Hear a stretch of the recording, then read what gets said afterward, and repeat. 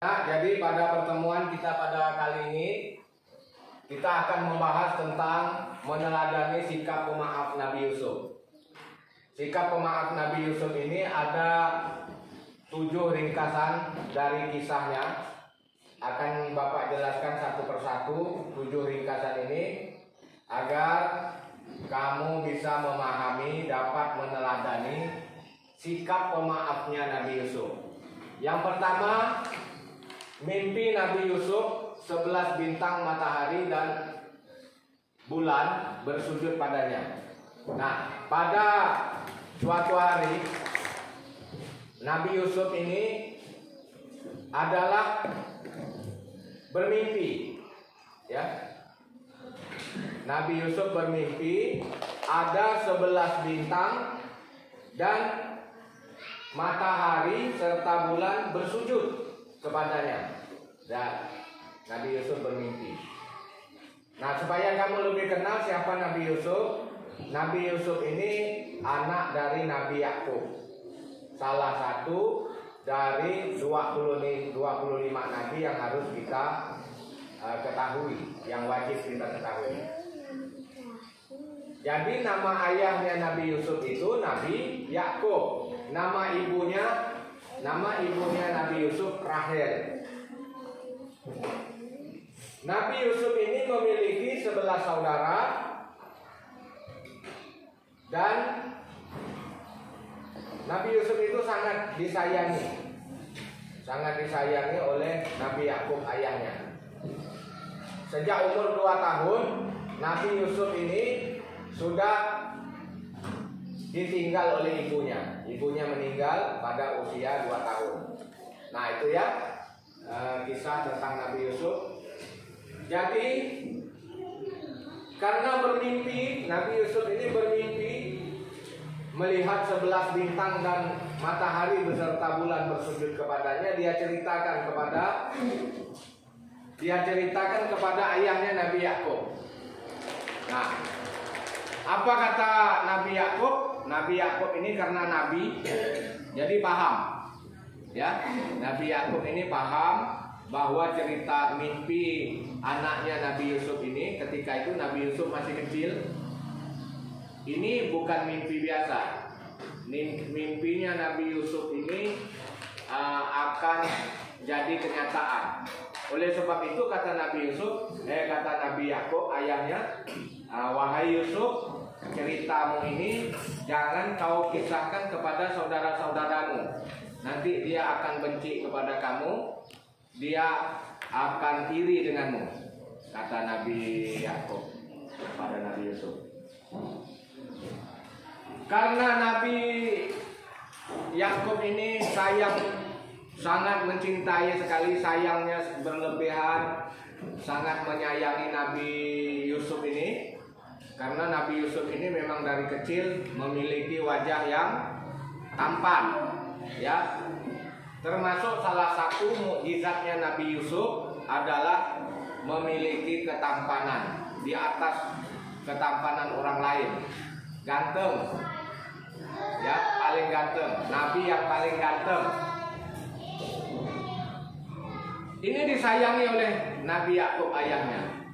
Karena teman-temannya ini, saudara-saudaranya ini melihat bahwa Nabi Yusuf ini mendapat perhatian yang lebih, lalu timbullah rasa iri di dalam hati saudara-saudaranya. Nah, ini yang tidak boleh. Rasa iri hati itu tidak boleh. Itu sangat dilarang oleh Allah Subhanahu wa taala.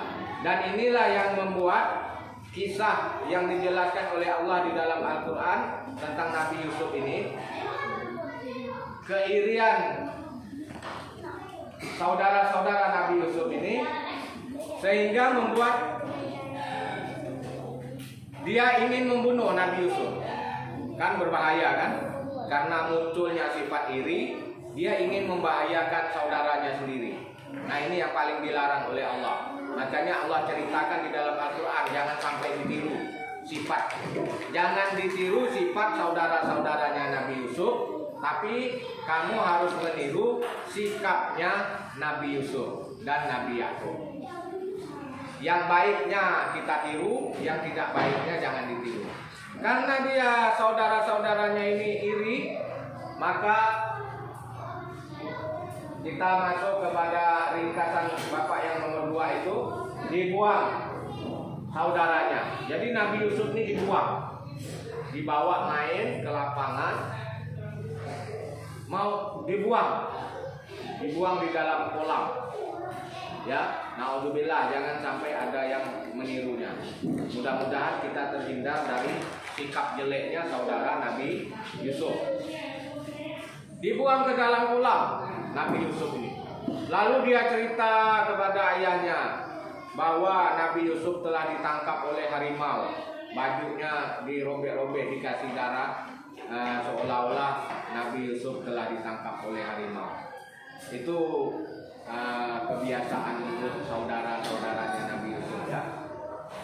Lalu ketika Nabi Yusuf ada di dalam kolam itu, datanglah saudagar, rombongan lewat di tepi jalan itu, rombongan dagang.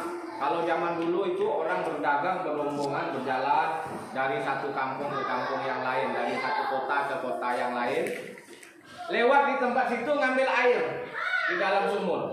Ketika embernya dijatuhkan ke bawah, Nabi Yusuf dapat ikut naik, ditarik oleh orang itu. Padahal saudagar itu keinginannya mau ngambil air, tapi karena ini salah satu jalan yang diberikan oleh Allah untuk menyelamatkan Nabi Yusuf dapat berpegang di ember itu, ikut naik ke atas. Saudagar terkejut, dia kira setan, kan? Wah, ini tuyul atau manusia ini? Dia bilang. Setelah dilihatnya, wah, ini anak yang sangat ganteng sekali, nampaknya anak ini baik. Kasihan, kenapa kamu bisa jatuh di dalam sumur ini? Akhirnya Nabi Yusuf menceritakan, karena saudagar ini tidak tahu di mana tempatnya Nabi Yusuf, kemudian dia juga merasa sayang melihat Nabi Yusuf, diambilnya sebagai anaknya. Saudagar ini mengambil Nabi Yusuf itu, dibawa pulang ke rumahnya, dianggap sebagai anaknya sendiri. Nah, ini kemudian Nabi Yusuf itu diselamatkan oleh saudagar.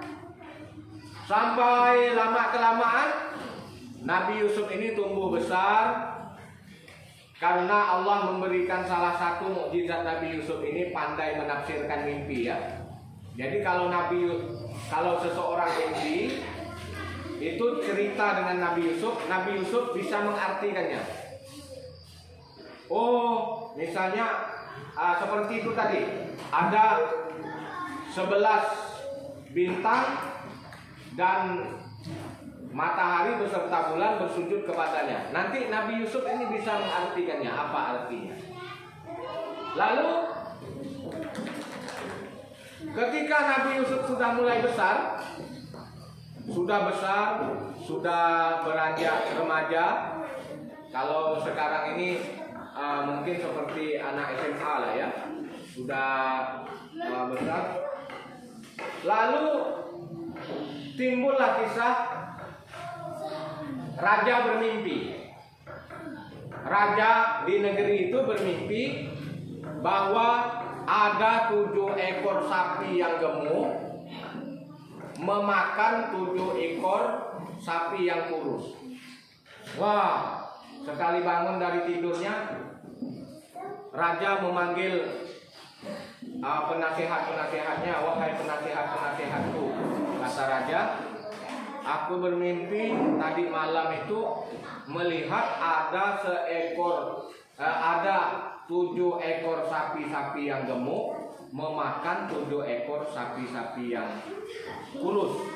Apa maksud dari mimpi ini? Kata raja. Ya. Para penasihat-penasihat raja tidak dapat memikirkan apa maksudnya. Kemudian penasihat ini memanggil Nabi Yusuf.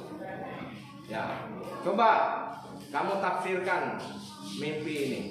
Apa artinya? Baiklah wahai raja, kata Nabi Yusuf, mudah-mudahan Allah memberikan hidayah kepada saya. Saya akan mencoba mengartikan mimpi raja.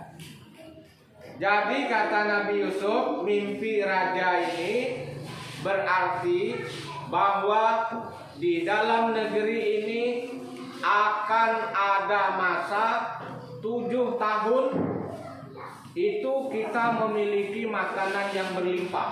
Dalam 7 tahun kita memiliki makanan yang banyak, kita memiliki hasil bumi yang melimpah. Tetapi 7 tahun kemudian berbalik. Pada 7 tahun kemudian kita akan mengalami kekeringan. Pada 7 tahun kemudian kita akan kekurangan makanan, kata Nabi Yusuf. Oh iya, kata raja. Kalau begitu berarti kita selama 7 tahun ini harus banyak menyimpan makanan untuk persiapan 7 tahun yang akan datang, kata raja. Nah begitu ya. Jadi Nabi Yusuf bisa mengartikan itu. Beberapa tahun kemudian ternyata memang selama 7 tahun awal ini melimpah. Makanan banyak, hasil panennya melimpah, daerahnya subur, hujan terus bagus, pohon-pohon semuanya berbuah. Nah, kemudian masuk tahun ke-8, setelah 7 tahun, masuk tahun ke-8 benar. Hari sudah mulai panas, kering. Pohon-pohon tidak ada lagi buahnya. Hewan-hewan semuanya kehausan. Untungnya tadi sudah dijelaskan oleh Nabi Yusuf bahwa selama 7 tahun ini harus menyimpan makanan. Akhirnya menyimpan makanan. Nah ketika itu raja pun sakit. Kemudian karena masyarakat di sekitar situ sudah menganggap Nabi Yusuf ini orang yang baik, orang yang bisa memimpin, kemudian dia angkatlah Nabi Yusuf itu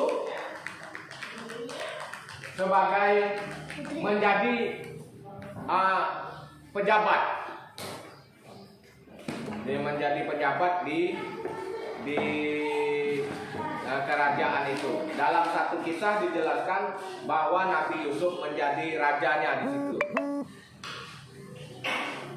Karena keberhasilan Nabi Yusuf ini dalam menafsirkan mimpi ini sehingga masyarakatnya tidak kelaparan.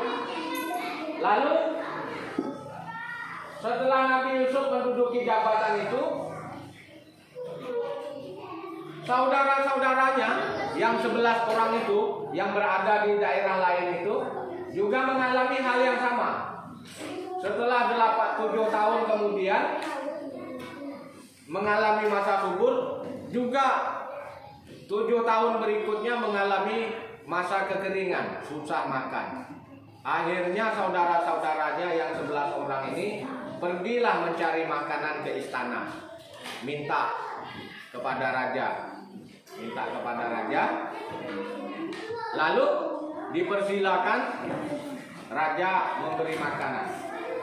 Nah, ketika itu Nabi Yusuf masih mengenali saudara-saudaranya. Nah ini rupanya ada ini saudara-saudara saya ini yang dulunya jahat ini datang ke istana. Dia sudah jadi raja, sudah jadi pejabat. Nah ketika itu dia merasa sangat sayang sekali dengan adiknya yang bernama Benyamin. Kemudian dia masukkan gelas emas di dalam gandum yang akan diberikannya itu. Kemudian dia katakan bahwa silakan kembali. Sampai di depan pintu istana, barangnya diperiksa. Nah, sekali diperiksa, di dalam karung yang dibawa oleh Benyamin itu ada gelas. Kemudian ditahan Benyamin ini.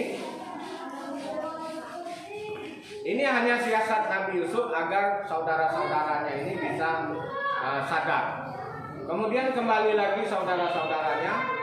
Setelah dia kembali ini dia jelaskan, apakah kamu ingat bahwa saya ini adalah Yusuf yang dulu kamu masukkan ke dalam kolam. Nah, saudara-saudaranya baru sadar bahwa Yusuf yang dulunya dia masukkan ke dalam kolam itu sekarang dia hadapi menjadi raja, dia meminta kepada Yusuf. Nah, ini ya, tidak bagus itu sifat saudara-saudaranya Yusuf. Kemudian Nabi Yusuf memaafkan saudara-saudaranya. Ini yang harus kita teladani. Nabi Yusuf memaafkan saudara-saudaranya, kemudian berkumpul kembali saudara-saudaranya yang 11 orang itu. Kemudian ayahnya juga datang, itu bersujud menghormati kepada Nabi Yusuf. Inilah arti dari mimpi Nabi Yusuf yang pertama tadi itu. 11 bintang bersujud dan matahari beserta bulan kepada Nabi Yusuf. Demikian pelajaran kita. Semoga dapat kita ambil hikmahnya. Yang terpenting adalah kita harus dapat meneladani sikap pemaafnya Nabi Yusuf. Akhir kata, semoga bermanfaat. Kita akhiri bacaan kita dengan hamdalah bersama-sama. Alhamdulillahirabbil alamin. Assalamualaikum warahmatullahi wabarakatuh.